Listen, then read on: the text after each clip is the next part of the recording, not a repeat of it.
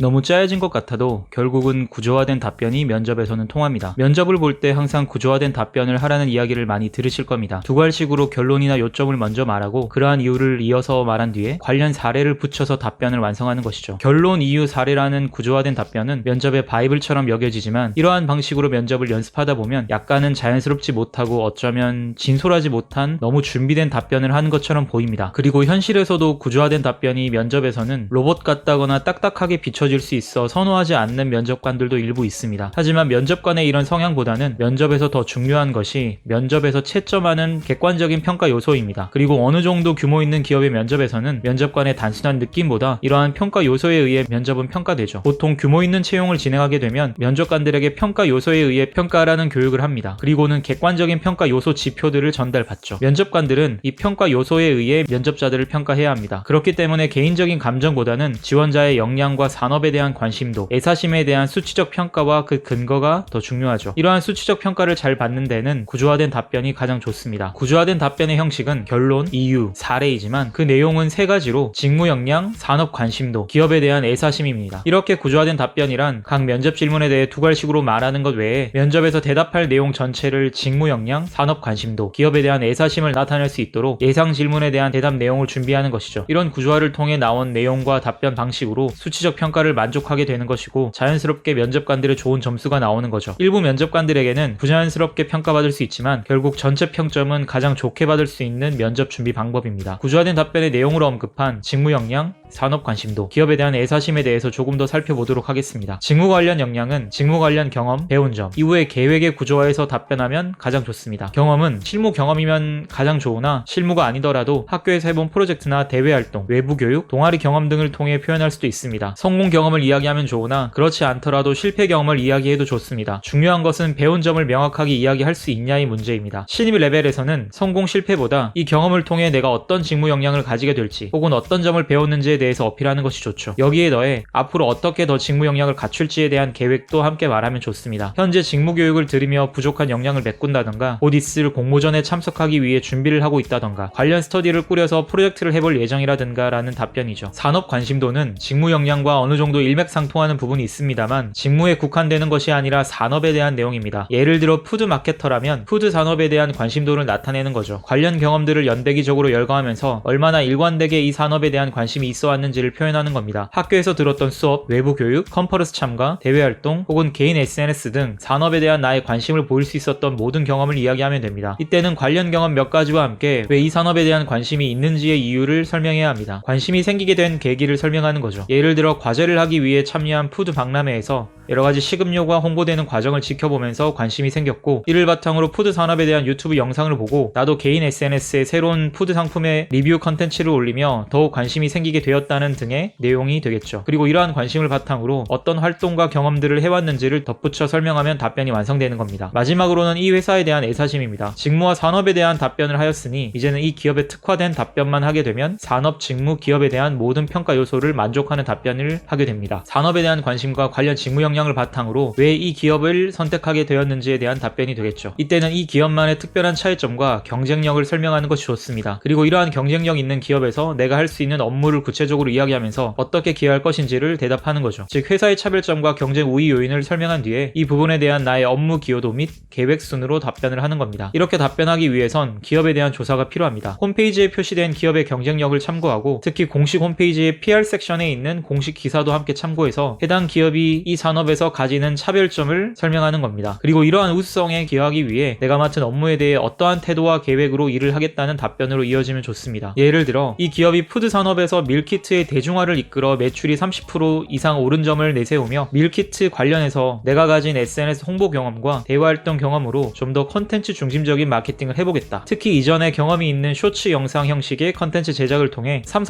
40대 구매층의 반응을 이끌어내겠다는 정도의 답변을 하면 좋습니다. 물론 이러한 답변을 할 때 너무 너무 자신의 역량을 보여주는 것 외에 배워야 할 부분도 언급하며 겸손한 자세로 동료분들께 피드백을 구해가며 일하겠다는 태도를 보이는 것도 중요하겠죠. 이런 식으로 구조화된 답변은 결국 다양한 평가 요소들을 빠짐없이 만족시킬 것이고 면접관들에게 평균적으로 우수한 평점을 얻어 합격할 확률을 높일 수 있습니다. 물론 이런 답변들의 스크립트를 준비하면서 답변하면 무언가 약간 짜여진 냄새가 나는 것은 어쩔 수 없습니다. 하지만 이렇게 구조화된 답변은 사실 준비하지 못해 대답을 버벅이거나 너무 즉흥적인 답변으로 말의 앞뒤가 맞지 않은 상황이 연출되는 것보다 훨씬 낫습니다. 이러한 상황을 피하기 위해서 차라리 조금 짜여진 냄새가 나더라도 구조화된 답변을 하는 것이죠. 물론 규모가 작은 기업이나 스타트업은 이렇게 구체적인 평가 요소가 없는 경우도 많습니다. 대표나 임원이 첫 번째 면접부터 들어와서 느낌을 보고 면접의 합불합을 결정하는 경우도 있기 때문에 구조화된 답변을 준비해가도 탈락하는 경우가 생기죠. 하지만 다수의 기업들은 각 면접의 결과를 임직원 모두 납득해야 하므로 뚜렷한 평가 요소가 준비되어 있고 이 요소에 맞춰 수치적 평가를 하기 때문에 여기에 기준을 맞춰 준비하는 것이 낫습니다. 그러므로 꼭 구조화된 답변을 준비해서 면접에 참여하면 처음에는 조금 어색할지언정 면접의 경험이 쌓이면서 여러 꼬리 질문에도 유동적으로 대처할 수 있게 되고 두괄식 답변 방식에 능숙해지면서 산업 직무 기업에 맞는 본인의 차별점을 명확하게 알게 되기 때문에 점점 더 훨씬 자연스럽게 가꿔질 것입니다. 그러므로 면접을 처음 준비하시는 분들은 항상 이렇게 구조화된 답변을 면밀히 준비하시는 것을 추천드립니다.